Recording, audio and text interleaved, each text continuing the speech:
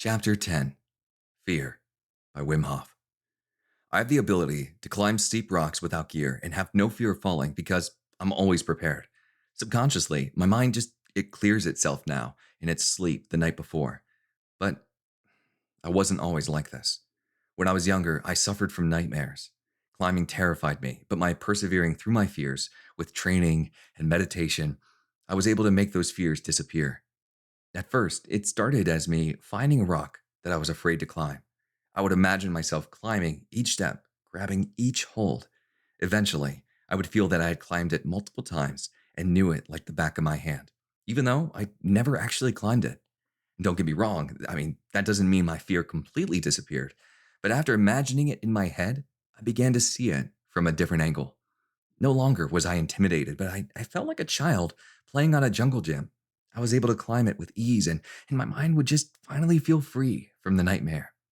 You might be asking yourself, how does this even relate to the cold? Well, let me explain. The rocks can represent any challenge that appears in your life. It may appear impossible to overcome at first, but with a clear head and the will to press on, you will find a way to reach success. Sometimes it may be terrifying, but that is something you have to embrace. We are rarely tested when we are afraid of stepping out of our comfort zones. That comfort zone can hold us back from doing something great. So if you think it's possible, try it out. It's your mind. Learn to take control of it. In the Bhagavad Gita, they say, the mind under control is your best friend. The mind wandering about is your worst enemy.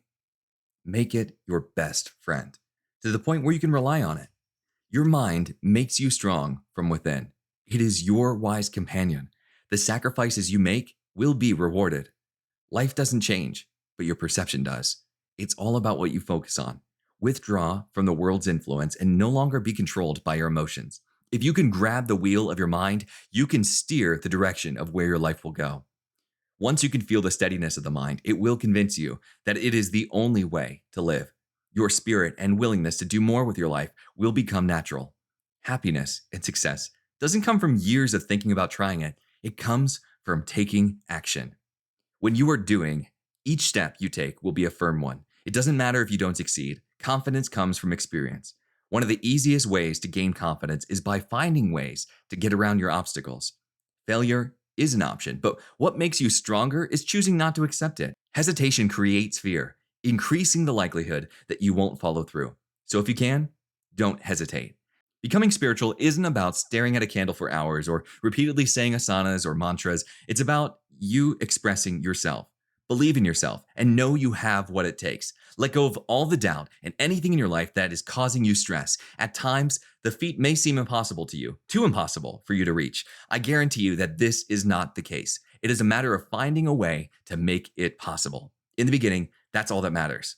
All who are willing to seriously consider the possibility that there's more to life than what is already in the textbooks are capable of being the innovators that this generation will write about. Cleansing yourself of your emotion can take time, so be patient. It may feel like you're losing a part of yourself in the process, but that is only temporary. In time, that feeling will turn into clarity. The people that I know that have experienced this change have never regretted their actions. They can now see the potential in their lives, whereas they could only before see the limits. It is truly a magnificent transition. I won't lie to you, it does take practice and perseverance. Make it simple for yourself by calming your mind from anger, understanding what makes you sad, and replicating the experiences that make you happy. If you want strength and success, just do it.